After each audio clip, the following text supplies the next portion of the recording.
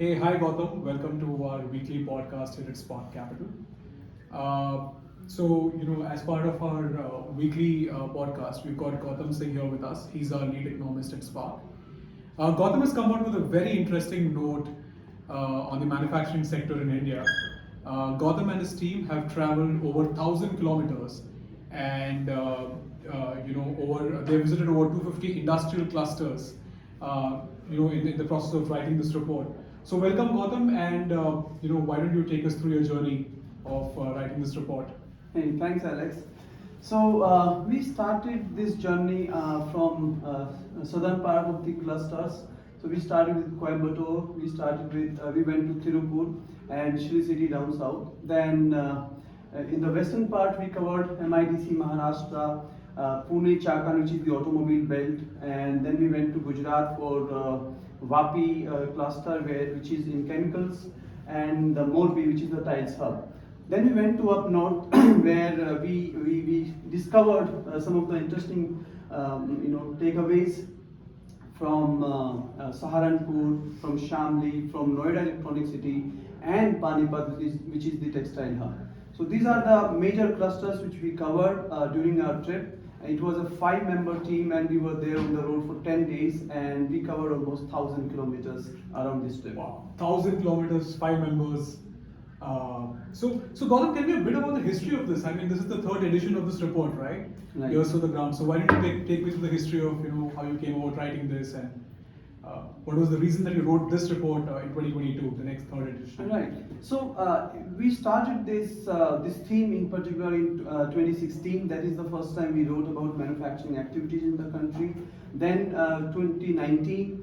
But to tell you that, when I came back from my 2019 trip, the situation was completely opposite what we came across this time around. It was a very pessimistic scenario, over there on the ground. But this time around, when we actually did this, and that's why this, meeting the same sort of SMEs, so the same sort of entrepreneurs actually help you, because we know in what situation they were back in 2019 or 2016 and what they are talking about today. So it is a completely changed scenario today. And you also got like the current perspective post COVID, like what's the on-ground scenario post-COVID right now, right? That must be fascinating as well.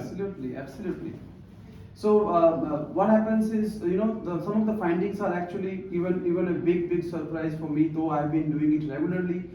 For example, SMEs talking about that they are running at 100% capacity is Correct. something else in this country. In the last decade or so, we haven't seen this kind of situation, because in the previous trips, let's say in 2016 and 2019, most of the things you will hear that we are running with 40%, 50% utilization. Correct. We have to fire people to actually keep afloat. This was the kind of scenario. But today, when they say that we are on the lookout of fresh piece of land to expand the capacity, that tells you something about what's going on in manufacturing in this country.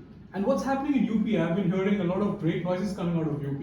So, well, to be frank, Alex, earlier we didn't plan to go to UP, because when it comes to industry, UP is not the name which comes to your mind. Correct. But we were forced to go, because when we were interacting with industrialists in Maharashtra, in Tamil Nadu, in Gujarat, what they told us, that if you really want to get the momentum, you have to go to UP, because a lot of us are actually opening our new plants, new factories in UP, and that's where we decided to actually go to UP. And we were totally, stumped to see the kind of progress on the ground. We have, if I tell you that there is a far-flung area in UP which is Shamli, it's a tier 4, tier 5 town, and there is this SME who has imported 5 robots from Japan in the last month. So they have set up a manufacturing, sort of a mini manufacturing setup in Shamli in UP. In UP, and they are actually going after, exports, or they are going big. Wow. They're importing robots.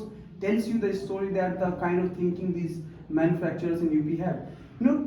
One thing which is helping UP growing in the manufacturing space is the peace dividend, basically, which we talked about in 2018 reports. Where that we talked about UP will come out of the shackles of Bimaru state. So that is what is happening. The infrastructure situation has improved. We have better roads now over there. The law and order situation, which is improved completely, that is, I think, helping them get these manufacturers to UP. Correct. So UP clearly on the upswing. And I was also looking at your key learnings, and I can see that Europe plus one is the new sort of emerging theme in all of Right. this that you're. So why don't you spend a couple of minutes there as well? Yeah, so we were surprised when manufacturers were saying that we are running with 100% utilization and we are expanding. So we said, what is happening? Right now, Correct. Why is this happening? Why is this sudden happening suddenly? thing to India, right? So what we figured out that there are 2-3 things which are at the crossroad today. So we have one anti-Chinese sentiments which are playing out. So that is helping the Indian manufacturers win order from outside. Overseas players are inquiring with manufacturers in India that whether we can supply the same product which they used to import from China. So China plus one is definitely helping. Second is import substitution. So SMEs or OEMs, for example, Tata Motors or Maruti Suzuki, they want to source their product locally today.